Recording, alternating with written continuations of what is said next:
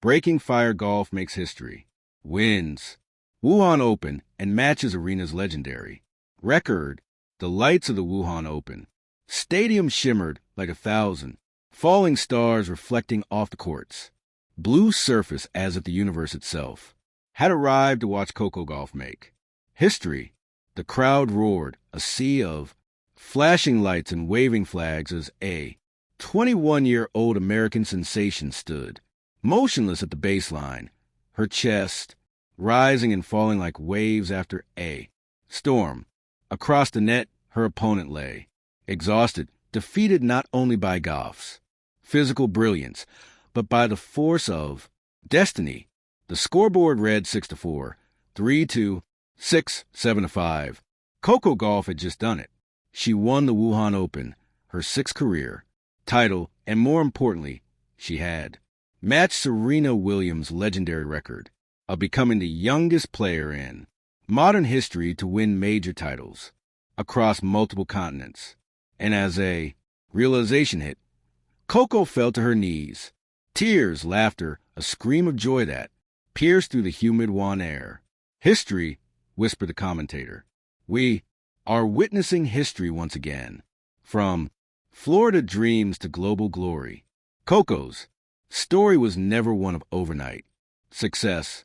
It began in the quiet neighborhoods of Delray Beach, Florida. A young girl with braided hair and fire at her eyes, chasing fuzzy yellow balls across sunburned courts. Her parents, Corey and Candy Gauff, weren't just coaches or guardians. They were believers. Corey once said, "Our daughter isn't just playing tennis. She's chasing purpose." From age 10, Coco studied Serena and Venus Williams religiously. Posters of Serena in her room weren't just decoration. They were motivation. She would mimic Serena's serve in front of mirror, whispering, "One day I'll match her." Now standing at the Wuhan podium years later, holding the golden trophy under a sky filled with confetti, that childhood whisper had become a prophecy fulfilled. The tournament of Titans, the Wuhan Open 2025, wasn't supposed to be Gauff's moment, at least not according to pundits. The draw was stacked with heavyweights. Iga Swiatek, Aina Sabalenka, Elena Rybakina, and Naomi Osaka, who was making a dramatic comeback. But Gauff came in with quiet confidence. Her serve was sharper, her backhand deadlier, and her footwork electric. Her mental game, a blend of calm focus and inner fire, seemed forging steel. Round after round, she demolished expectations.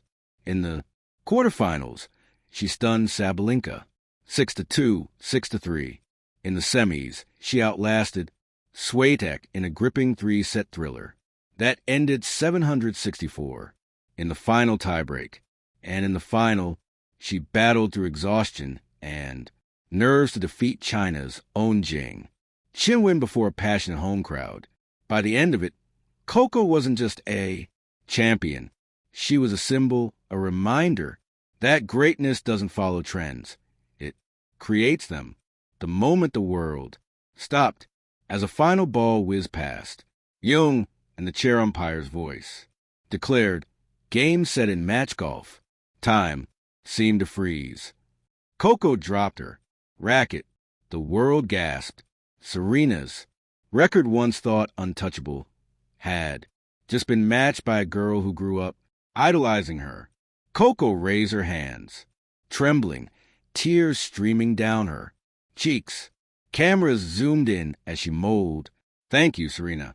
From Los Angeles to Legos, from Manila to Miami, social media erupted. Hashtag Coco Matches Arena trended worldwide. Serena Williams herself tweeted, "Records are meant to be shared with greatness. Congratulations, Coco. Proud of you. Always." Billie Jean King posted, "The torch has been passed, and it burns bright." The tennis world didn't just celebrate win. It celebrated a new chapter, the weight of legacy. Later that night, Coco sat alone in her hotel room, the trophy beside her on the bedside table.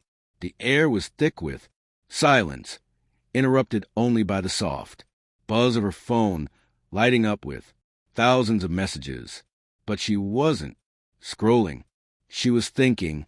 Serena had carried the weight of a generation, the fight for equality, representation, and respect. Coco knew that with every match she won, she carried part of that legacy, too. Her voice had already begun to transcend the court. She had spoken out against racial injustice, advocated for mental health, and mentored young girls in underserved communities. Now, with this victory, she felt the responsibility deepen. It's not just about records, she whispered to herself. It's about rewriting the story. The press conference that broke the internet the following morning, reporters from around the globe filled the Wuhan Media Center. Coco, dressed in a crisp white tracksuit, took the podium.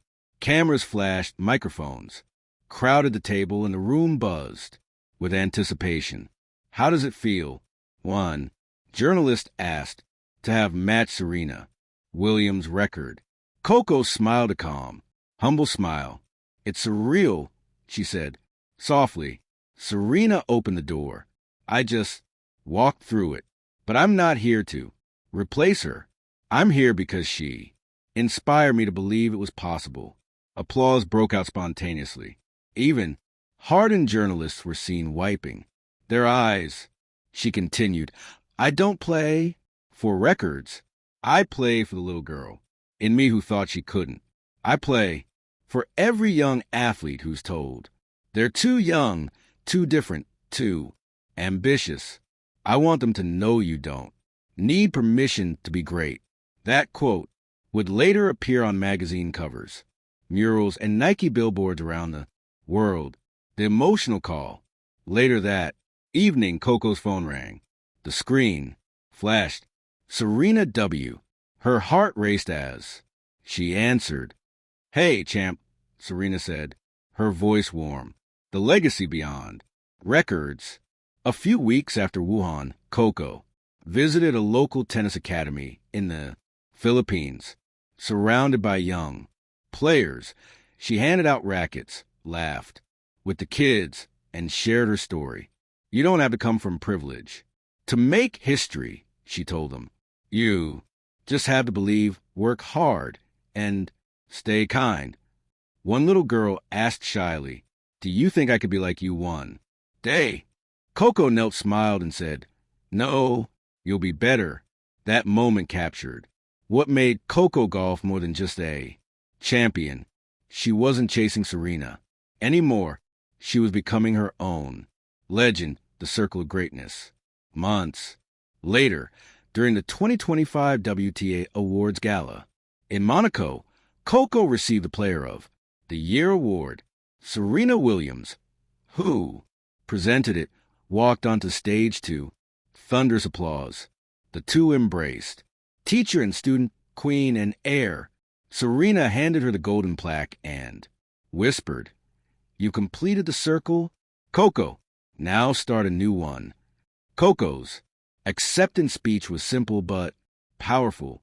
Tennis isn't just about trophies. It's about time. What we do with our time on this court defines what the next generation will inherit. I hope my time inspires someone else to dream bigger than I did. The audience rose in a standing ovation, the dawn of a new era. As dawn broke over the Wuhan skyline the next morning, the courts lay empty, but the echoes of Coco Gauff's triumph still lingered.